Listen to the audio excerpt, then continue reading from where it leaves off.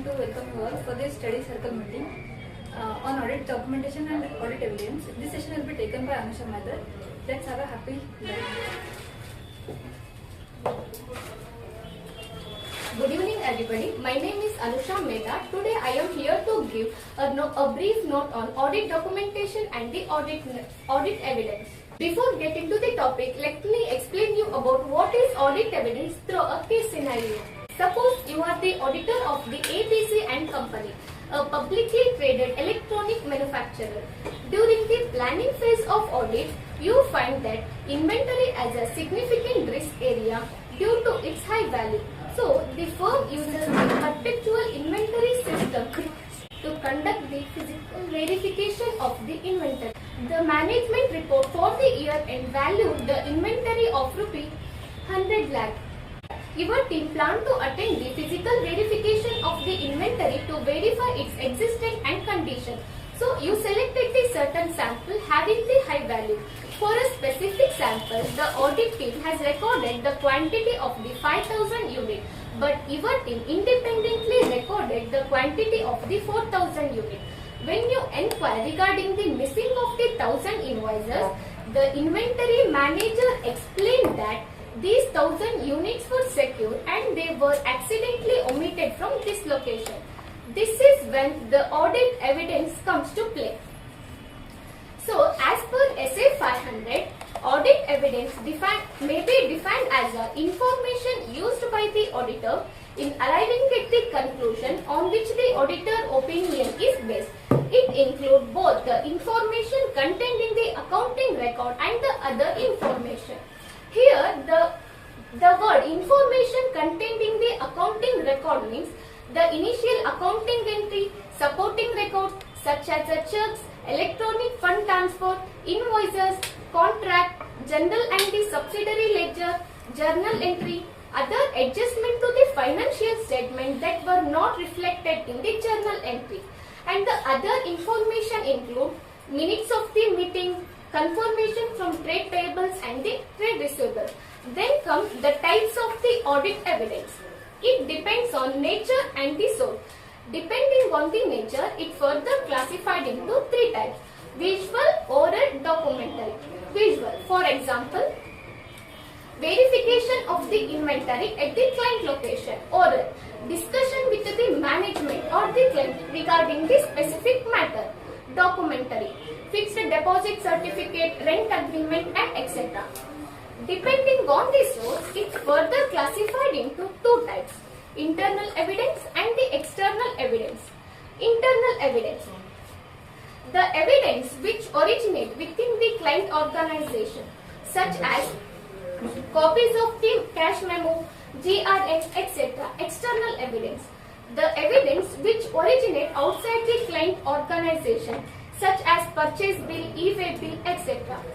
External evidence is generally considered to be more reliable when it comes from the third party, who is normally not interested in manipulation of the account and the other information. So, if the auditor has a reason to doubt on the independence of the third party who provided such information, he can exercise the reasonable diligence in that matter.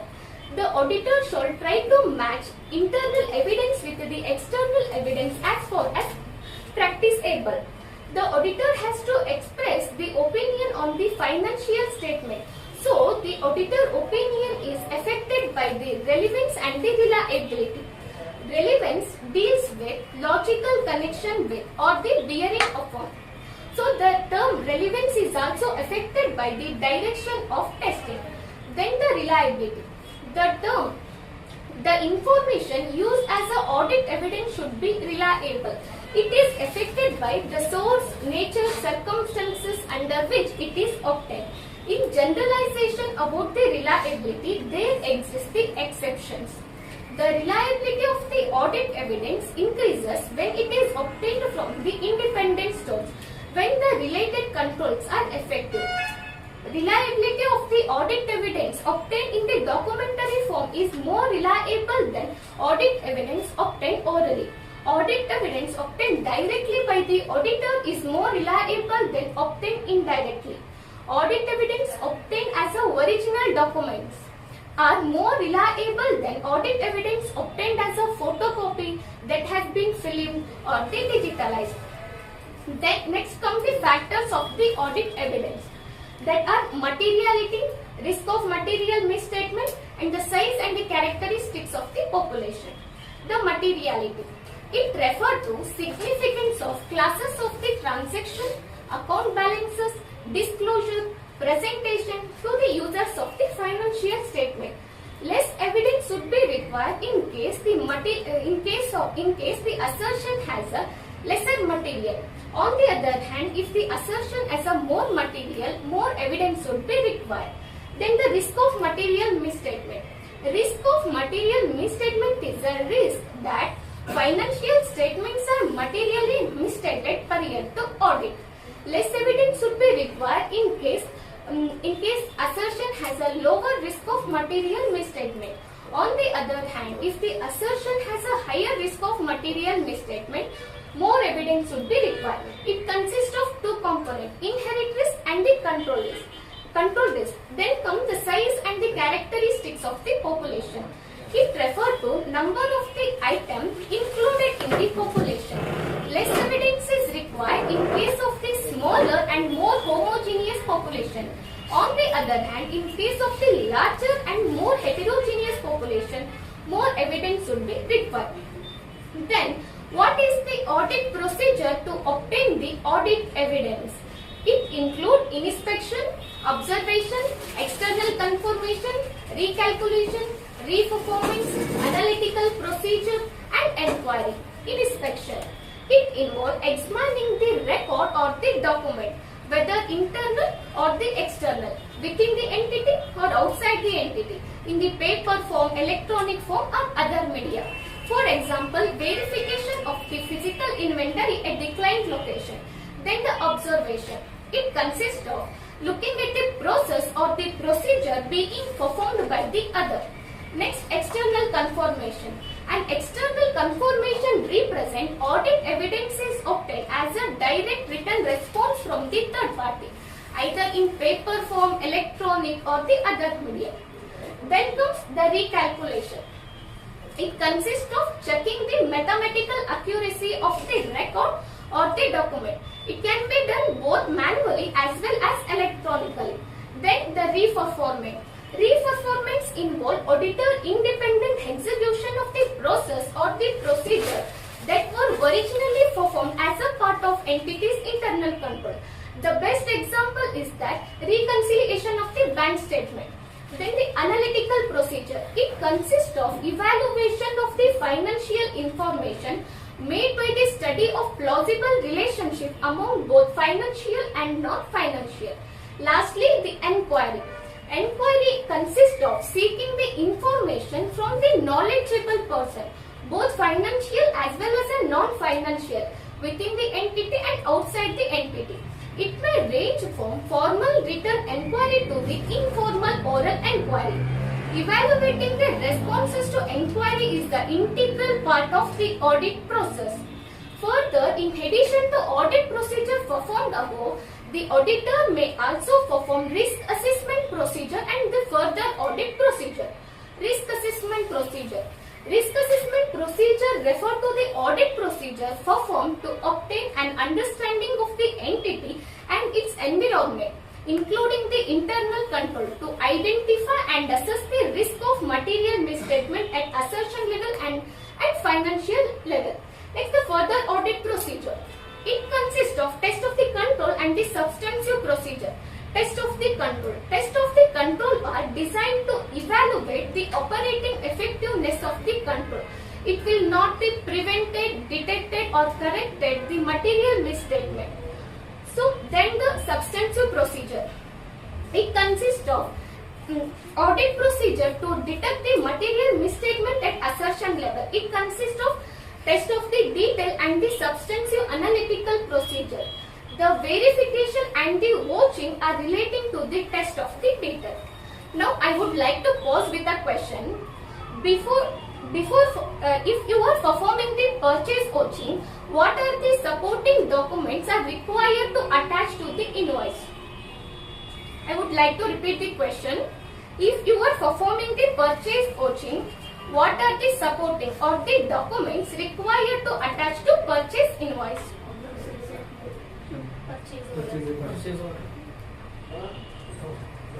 Purchase order. Next. Invoice.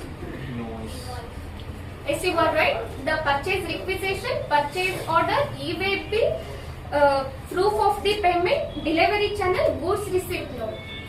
Then after audit evidence is obtained, we need to document it. So as per SA 230, audit documentation referred to the record of the audit procedure performed, relevant audit evidence is obtained, and the conclusion the auditor reached. For example, you are doing the purchase coaching. For a particular invoice, you found that invoice for an office supply value 50,000, but the supporting record corresponding to the PO raised is only 35,000. You thought that this 15,000 differences may be due to potential misstatement or the control weaknesses. Before coming to the conclusion, when you inquire the accountant, he explained that this is due to the unrecorded PO amended. So proper audit documentation is necessary. Then the objectives of the auditor. The objective of the auditor is to prepare audit documentation that provide sufficient and the appropriate record for the basis for the audit report. Evidence that the audit was planned and performed in accordance with the SAS and applicable legal and the regularity requirement. Then the nature of the audit documentation. The audit documentation provides evidence to the auditor basis for the conclusion about achievement of the overall objectives of the auditor. The overall objectives of the auditor are described under SA 200. Can anyone guess what are the objectives of the auditor as per SA 200? To express opinion on financial statements. Yes, as per SA 200, the objective of the auditor is to obtain the reasonable assurance that whether the financial statement as a whole are free from material misstatement due to fraud or the error, thereby enabling the auditor to express opinion on the financial statement and to report on the financial statement and communicate as required by SAS. The next nature is that evidence the audit was planned and performed in accordance with the SAS and applicable legal and the regulatory requirement. Then the purpose of the audit documentation. The following are the purpose of audit documentation. It assists the engagement team to plan and perform the audit, assist the members of the engagement team to direct and supervise the audit work and discharge the review responsibility, enable the engagement team to be accountable for its work, retaining the record of the matter of continuing significance to the future event, enabling the conduct of the quality control review and inspection in accordance with exclusive one, and enabling the conduct of external inspection in accordance with the applicable legal and the regulatory requirement. For example, a team is formed to do the statutory audit of the company. So, it is headed by a team leader. Your senior will plan what are the things to be done and within how many days the given task is to complete. So he allocate the work among the team and he will direct or supervise the work allocated to you. Before completion of the audit, it will be reviewed by your senior, and after completion of the audit, it will be reviewed by the external person. Further, if any misstatement occurs, your team is wholly responsible for the work. Then comes the form, content and the extent of the audit documentation.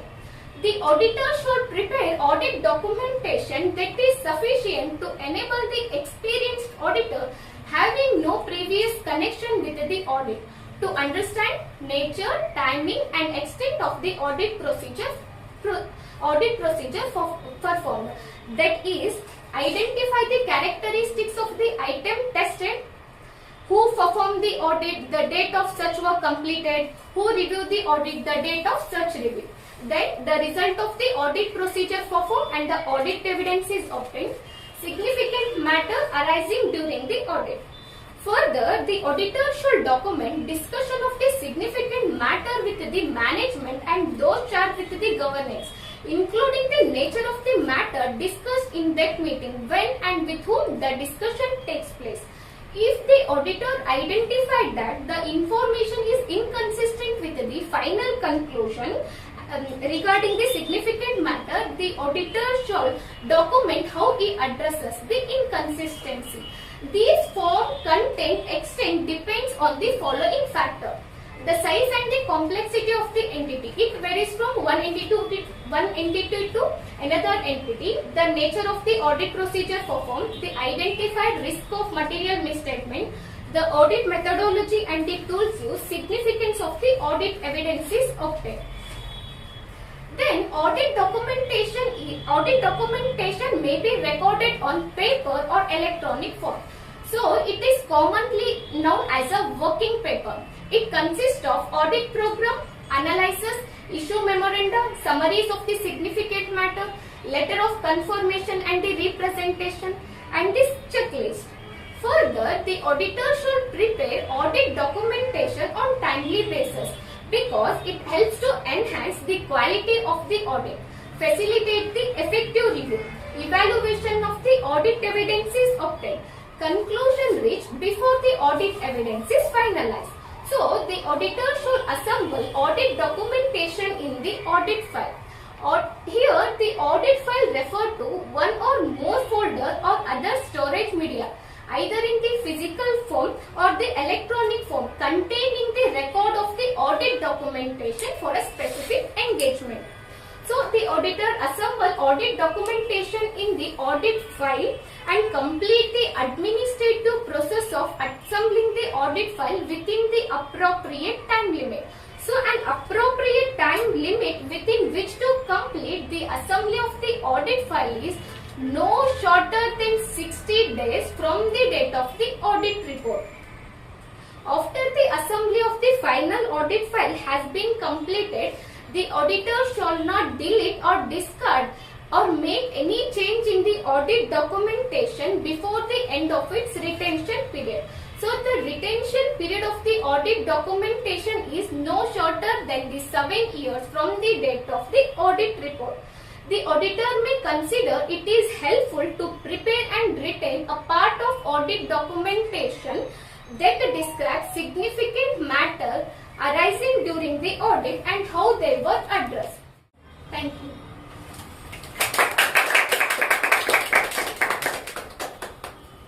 As we come to the conclusion of this session, it was a wonderful session which has enlightened us. I would like to thank my principal for conducting such a wonderful session. I also thank Anusha for this wonderful session, and it was great learning. I also thank everyone who have attended the session. Thank you everyone.